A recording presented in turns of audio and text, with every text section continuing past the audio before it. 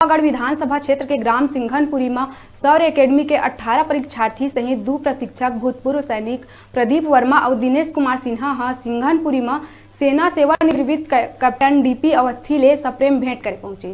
जी हाँ, 88 वर्षीय अवस्थी एकेडमी प्रशिक्षण ला प्रेरित करीस। डीपी अवस्थी बताइस के मैं 1951 में भारतीय सेना के द गार्ड्स रेजिमेंट में देश के रक्षा करके आए हूँ। ओकर बाद मोर नाती हरीश अवस्थी 12 साल सेना में रह के आई से। संगे संग डीपी अवस्थी छात्र छात्रा मन ला सेना में भर्ती होए बर प्रेरित करीस।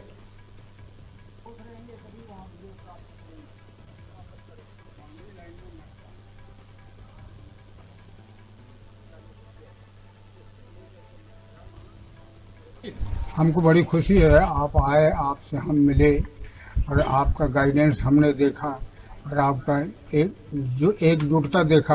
हम बहुत खुश हुए क्योंकि हम फौजी हैं, हमको एकजुटता ज़्यादा पसंद होता है। Thank you. आज मेरे अवस्थी सर के दादाजी से मिलने के लिए मैंने अवस्थी सर को बहुत पहले से प्रार्थना किया था कि हम आएंगे सर। तो हम साझा से स्पेशली आज दादाजी से मिलने के लिए आए हैं, जो हमारे रियल हीरो आप 1971 के वार के। मैं अपने बच्चों को मोटिवेट करने के लिए यहाँ पे सिंघनपुरी तक हम आए हैं और उनका श्रेय हमारे अवस्थी सर को जाता है। इनकी मित्रता से हम यहाँ तक पहुँचे और आज हमने अपने रियल हीरो को देखा। धन्यवाद। ठीक है, मैं बहुत आभारी हूँ। सौर्य डिफेंस एकेडमी साझा के संचालक हमारे भूतपूर्व सैनिक हैं जो प्रदीप वर्मा सर और सिन्हा सर हैं साथ में।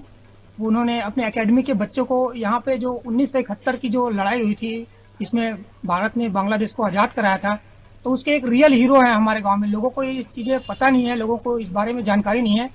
हम हीरो और ढूंढते हैं, कहीं बॉलीवुड मूवी इधर उधर ढूंढते हैं, लेकिन जो एक्चुअल हीरो है, जो रियल हीरो है, जिन्होंने इस चीज़ में पार्टिसिपेट किया है, तो बच्चों को यहाँ पे लाने का उनका उद्देश्य था जिससे कि बच्चे मोटिवेट हो, उनसे देखकर, उनसे मिलकर, उनसे इनकी बातों को सुनकर और आगे वो भी जो सैन्य सेवाओं में जाने के लिए जिस तरह से तैयारी करें, तो उनको एक मोटिवेशन मिले जिससे वो जाके आगे देश की सेवा कर सकें।